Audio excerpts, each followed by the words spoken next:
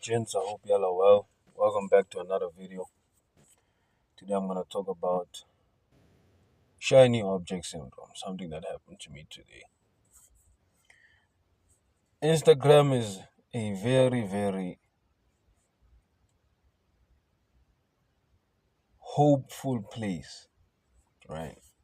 I don't know if I've said this, but being a guy who comes from the hood, Kezwakokasi, the only hope I have is the Bible and my phone.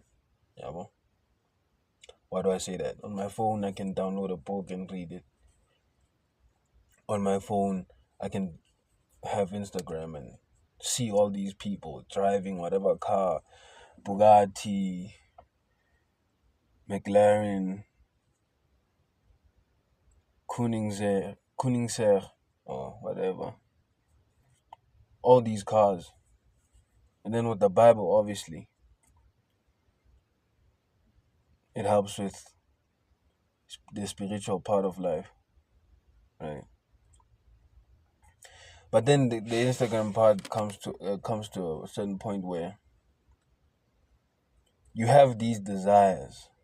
You see this guy driving a Bugatti, like, oh, this guy makes money. I want to learn how to make money. And then obviously he offers a course. Yaani umjita ko kasi mfethu awuna course ya thing mfethu ke 2000 awuna yona. And you move on. Somebody has a way also. I can do this and this for you. How much? 140 something dollars. Then you're like, yo, 140 something dollars. How much is that? Yo, that's close to 2 point something. Eish, kaya ke unemployed akunanyoko. 2 point nyoko le tholava. Yabo, it's just a college guy. Ntoka tsebela ngona ke NSFAS. Mara kaofela re thole NSFAS wabo.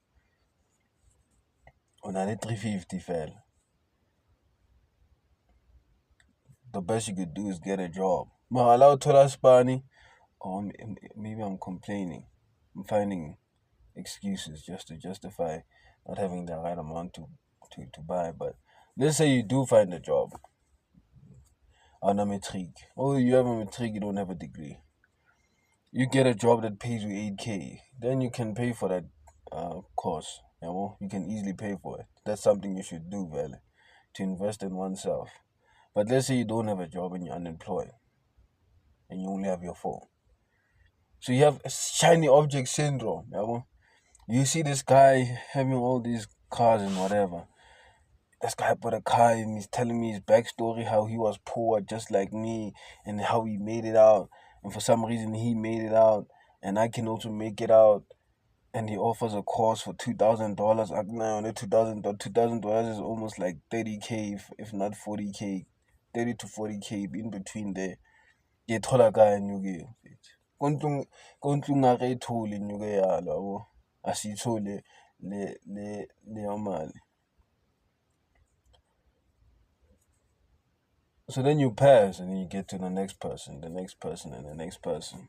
Something that happened to me today. Now you see some guy and he's like, oh, you're talking about drop shipping, how there's no inventory, but there's still money you have to put in via ads. And you're like, you know what, yo, let me close all of this down. So shiny object syndrome, something like that, has some comparison in it, because like, oh, this guy's making it, I can also make it. And then obviously, if you cannot afford, what do you say? I wish I was like this guy, right? And then you're jumping from things to things. This thing, this thing, this thing, this thing, this thing, this thing, this thing, this thing. And then you must get to a point and you'll be like, okay, you know what? Let me self-analyze. Let me see where I'm at. Do I have money to buy a course? No. I only have 350. Who offers a course for 350? Maybe on Coursera, Udemy, or someplace. Is there a course that I can find on YouTube? Yes, I can find a course on YouTube. And when I find that course on YouTube, which is like maybe 15 hours, I should dedicate time. I have time, and I should dedicate time. And if I dedicate time to that course, is that thing that I'm trying to do gonna need money that I have or I don't have? So you analyze, be like, okay, nah, this one I can't start drop shipping. It's gonna require money. I can't start this one. It's gonna require money. The best thing I could do is learn a skill that I can offer to certain business, abo, like a service.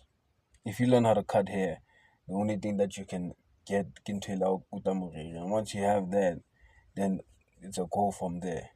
Other than selling that thing that cuts hair, because now you have to look for people who, yeah, well, and you have to buy the thing, and then when you buy the thing, you realize the people don't want it, yeah, well, so it's better if you develop a skill, yeah, well, and then this other person, Dr. Myron Golden, he said something was you hear that people say rich people rich people work on building systems, yeah, well, they work on building systems that makes things in their life easier. Yeah, well, buy back their time, get employees and whatever. That's why they can go on vacations like a lot of times in the year. Yeah, well.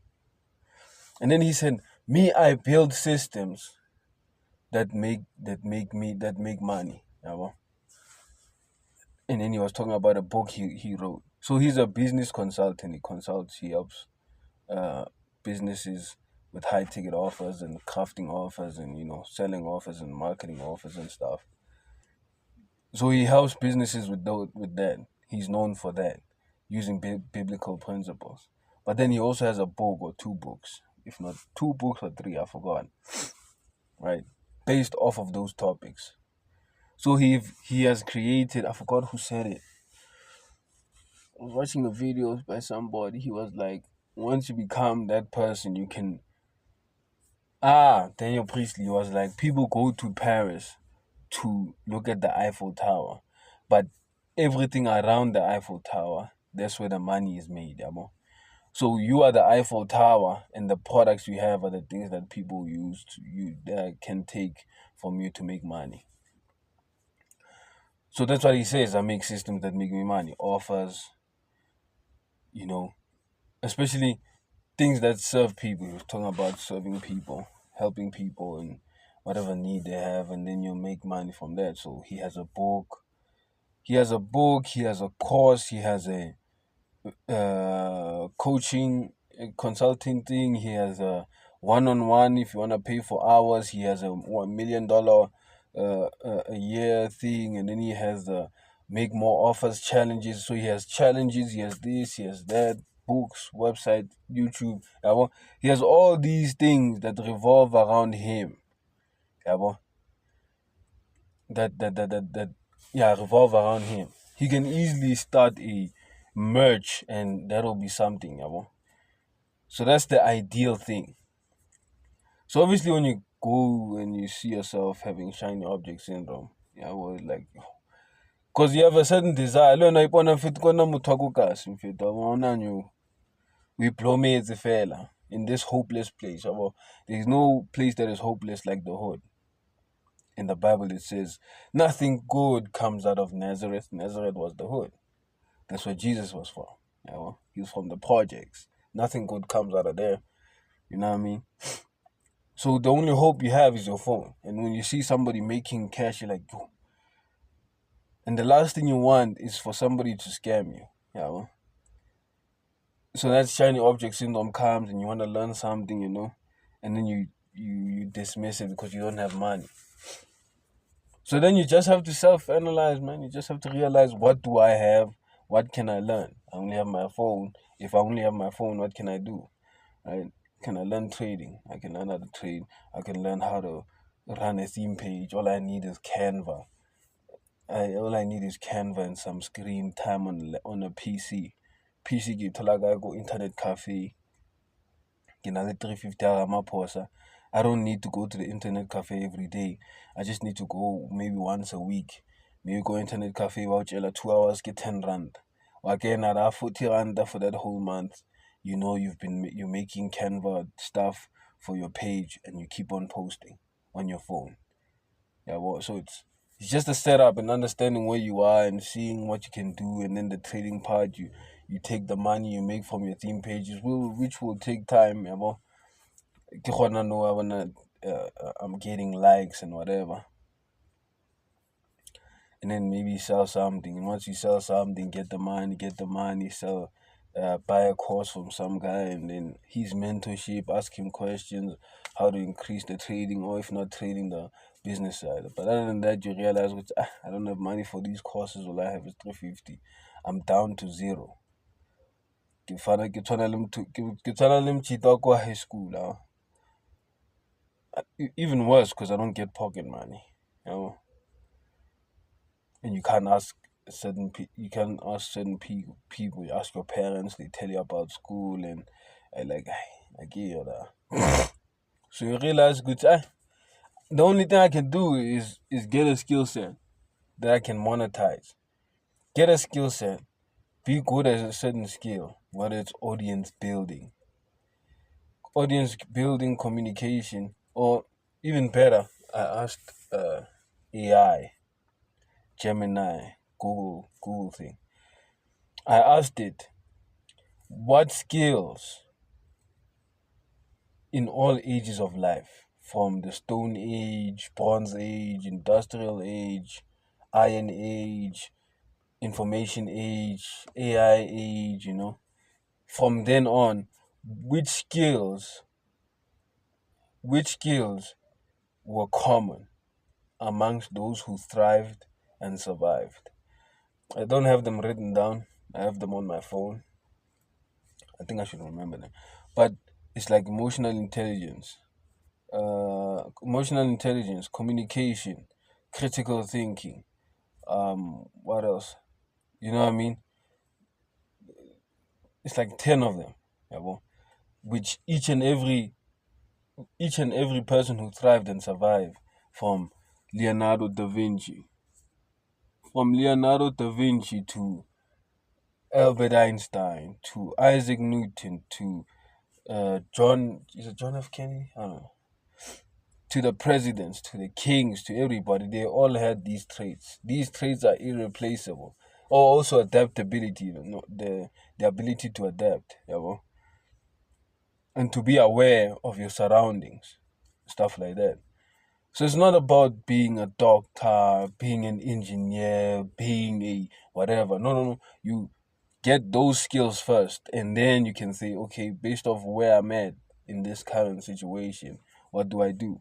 Maybe you're a person, God forbid, you want to be an engineer all your life. And now that you're an engineer and you're studying engineering and you live in Lebanon, let me just say that thing that happened in Lebanon, or maybe we're in South Africa, and we can go UJ, and then all of a sudden, a certain country decides to send a missile to that place.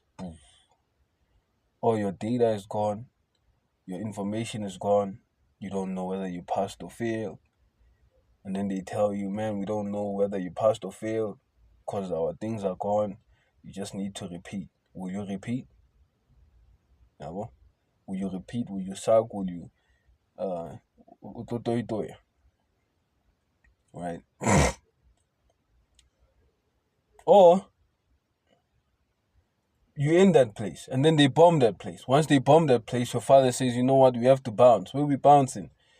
We are going to Mozambique. You go to Mozambique. In Mozambique, there's no engineering. What do you do then? So it's not an adaptable skill. Unless you have it in you, then you've learned some things. You can use that skill to make money that side. But other than that, if you don't have those essential general skills that each and every person had during different ages of life, whether it was bad times, good times, whether it was Aristotle, Marcus Aurelius, people in the Bible, Jesus, and whatever, if you don't have those skills, then you won't survive, right? You won't thrive. You'll be like everybody else who's functional, but not vital. So you develop those skills. And once you develop those skills, then you'll harness those skills in any field that you find, based off of where you are in that current stage. If you're a person who can do dropshipping, then you can do dropshipping, and then you become that person who does dropshipping. You end up doing dropshipping, having your own brand for dropshipping, having a school that teaches other people how to dropship, or having a book, because some people cannot afford the school. That's why you have the book. Then you have the book that you've written for drop shipping people to give them the secrets that you know. And if it's not the book, and if it's not the course, or if it's not the book, the course, you have one on one where they meet you live or something, or you have challenges. First one to make 10,000 in whatever store they open in this month, they get this. So you build an ecosystem around you based off the thing that you've done, or thing that you've mastered, or whatever skill that you have. It's not a one-time thing. Also with trading, you have your own ecosystem. How to trade, you have a course, you have a book, you have a lot of things around you. You have merch, shirts, challenges, games, trips, giveaways around you. Then it becomes a thing that is based off of you, who you are. I don't know where that shiny object syndrome thing connects with this thing, but that's the basis of it. Good tea. Shiny object syndrome. You want to do this thing because you want to make money, and you see him driving the car you want to drive, and that is fine. That is okay, right? That is fine. That is okay. It's not the end all be all, but it's a desire you have. Unless it's a desire you have, unless you go at it in a bad way, then it becomes a problem. You find a way to do it legally, righteously, and not backstabbing anybody. Yeah, so you go at it to go after whatever car you want, whatever, not chasing it because it's not the end of be all. Because you get that car and you realize, hey, you know what? I was not after this thing. I was after a certain thing. So you go after these things. You don't have a course and whatever. You don't have money and whatever. In order, you don't have money. You find a thing that you can do without money, and then once you've mastered that thing, you build an ecosystem around that. Oh, I ran an agency that does this and that. I help other agencies do this and that. I have a software that helps these agencies do this and that. I have a book that helps agencies do this and that. In fact, instead of a book, I also have a $1 million thing that helps certain people do this and that and this and that. And also I have this system that does this and that, helps this and that, woo woo woo. Yeah, well, you just build something around you, the Eiffel Tower, and then everything around you just makes money.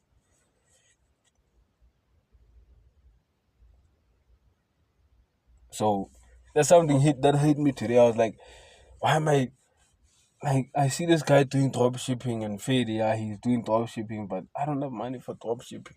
It would be nice to have the car that he has, but so it's like shiny object syndrome. Yeah, well. Here's where it connects.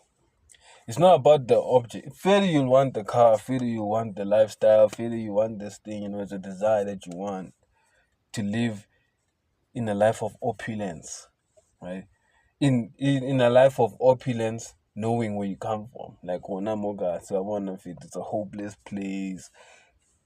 Guns getting shot at night becomes a normal thing. People are shouting, partying, and clubbing, and you hear a story. This guy got stabbed. This guy is selling drugs, and you know what I mean. It's like it's the hood, and then you see this thing on your phone. It's like, yo, man, I want this life where I have this mansion and whatever, to leave this place, But that's not the thing, right?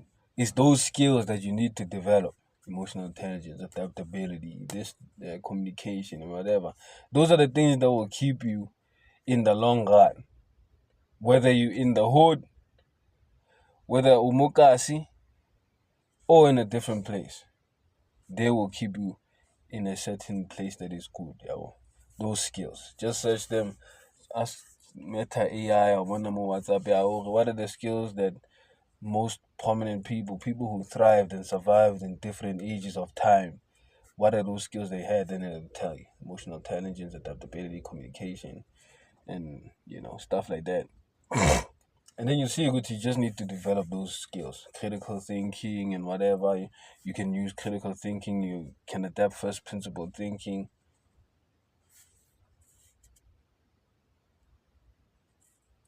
I was disturbed, but as I was saying, critical thinking. Critical thinking, you use first principles, break something down to its fundamentals, and then build something up build something for yourself, right? So you understand that things in life will be pretty simple. And the other thing I want to speak about is we all have, not all, we have vices in our lives. You know? Things we do because of certain things. Things we do because of how we feel in a certain moment. I was watching uh, Kurt Kennedy, you know, this other Christian hip hop artist slash pastor, or pastor first, then artist. He was talking about how this certain girl made a lot of money with um, nude pictures, you know, and realized that a lot of people. He asked himself, who, how lonely can you be for you to, how lonely can you be for you to pay so much to a girl, you know, and stuff like that. Makes sense. Yes, we say it's last, yeah, yeah, it's last, last. But there's a deeper thing to it about loneliness and desperation, Zabo.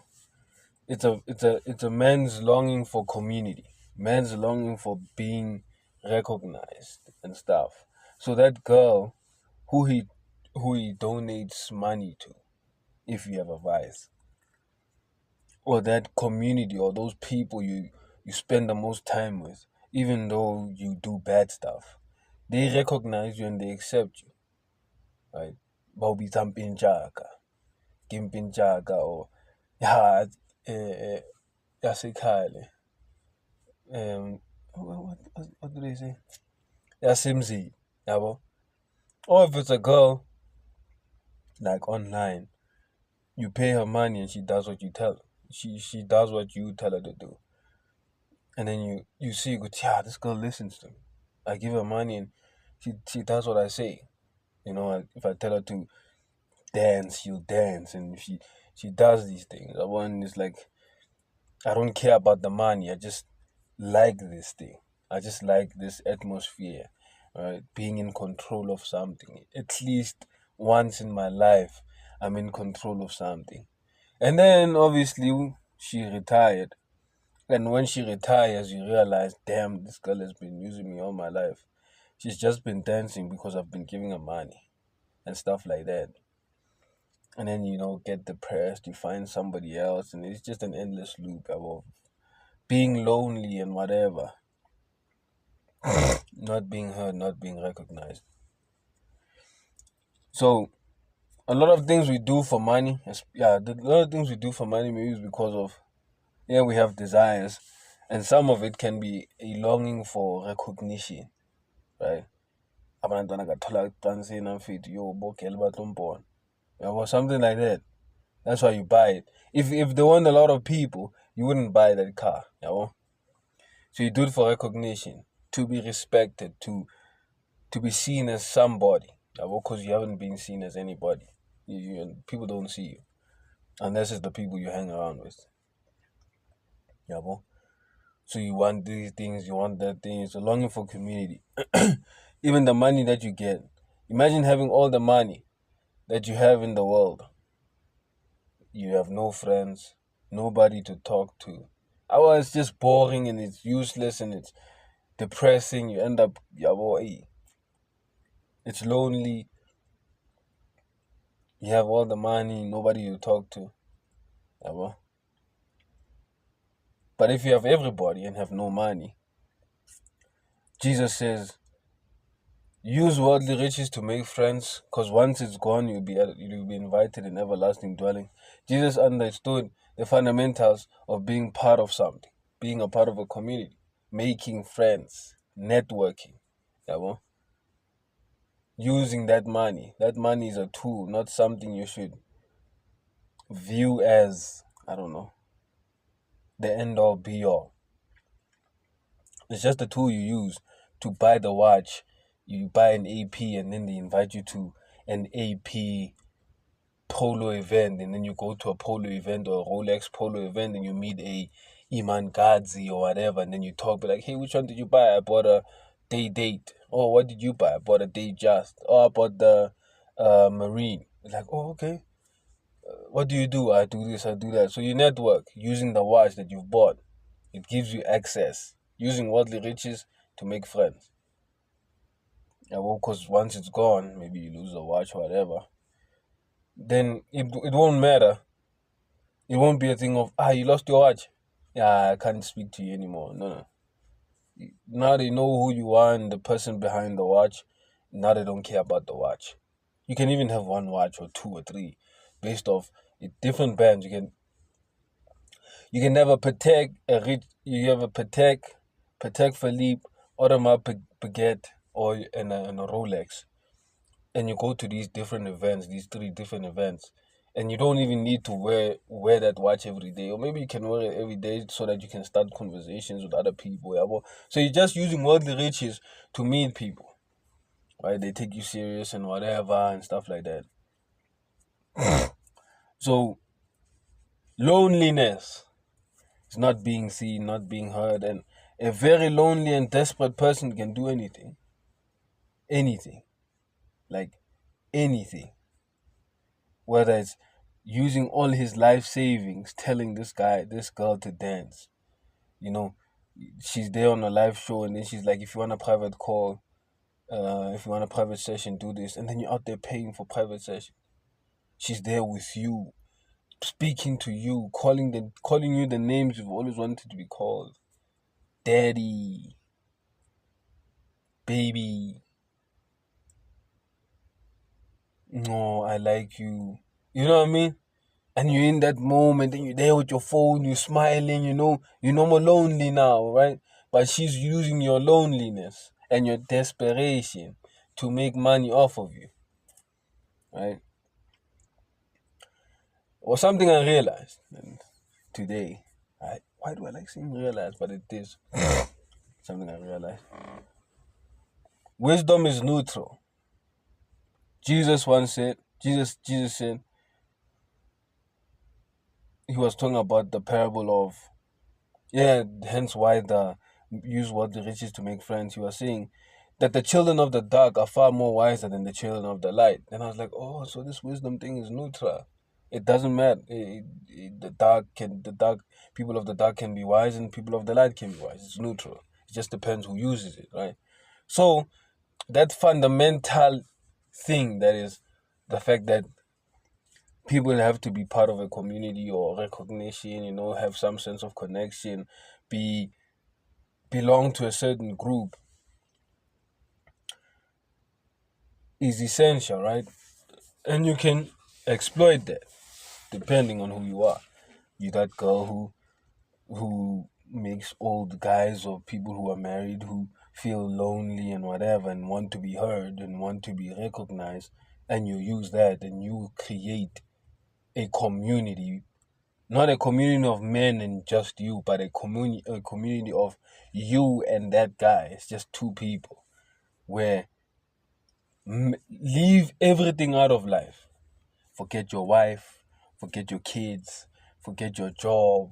It's just me and you, baby. And then you're out there giving her money and she's dancing, and then she says, you know what,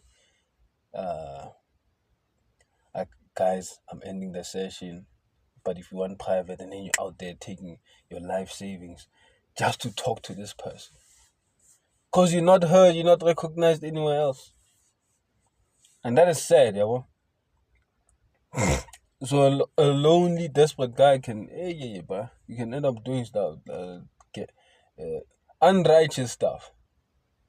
Selling drugs because you're desperate. Human trafficking because you're desperate. Selling certain things because you're desperate and lonely. Rape because you're lonely and desperate and not heard and not recognized. So you can do a lot of stuff. So you must check yourself out. Am I a lonely and desperate guy? Is this why I have these vices? Is this why I hang out with the wrong friends? Is this why I have these people who are around me and they do bad stuff? Even though they do bad stuff, I still go to them. You know what I mean? Because they see me. You know? They see me, they recognize me and whatever, even though they do bad stuff. And then, I forgot who said it.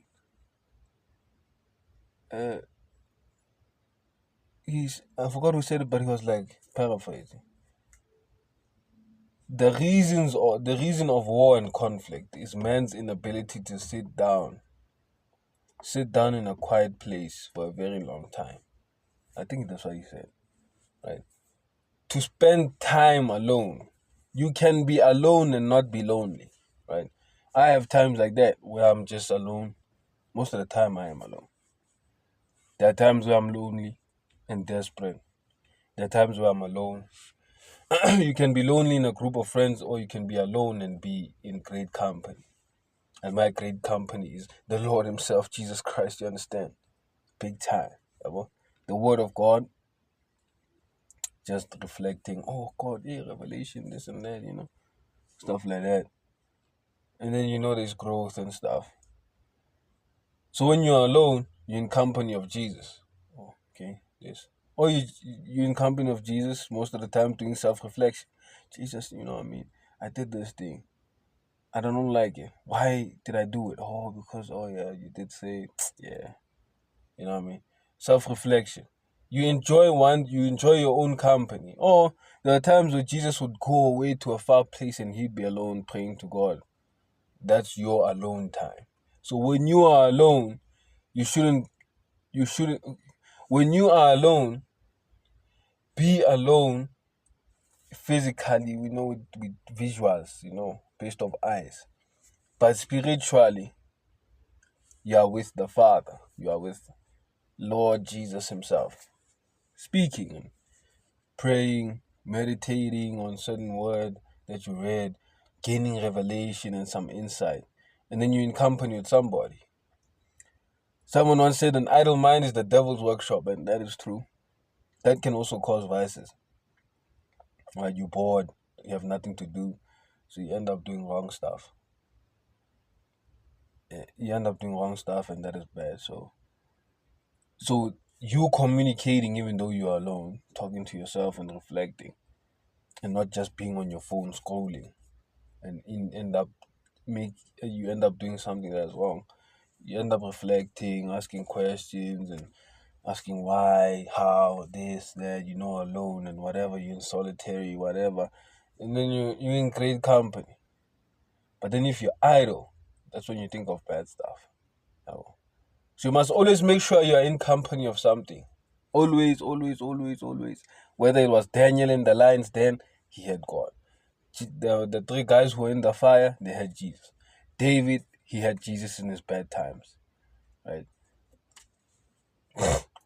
Be in company with Jesus or with friends. When Jesus was here, when he was alone, he was with God. When he was not alone, he was with people. Right? But there was never a time where he just chilled in jail, like idle. No. When he's alone, talking with God. When he's not alone, he's with people. Right? He's never lonely. Right? He's never lonely. He's always in company with somebody. Yeah, something you can do.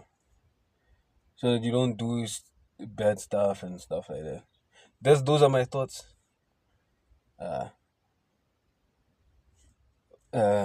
Shiny object syndrome, critical thinking, and vices based off lonely and desperate people. Right? Find a sense of community in something. Something that is good, something that will uplift you rather than people who will use you. And you end up doing bad stuff. Right? Find definition. Find your defining factor. And then double down on that, and things will be G.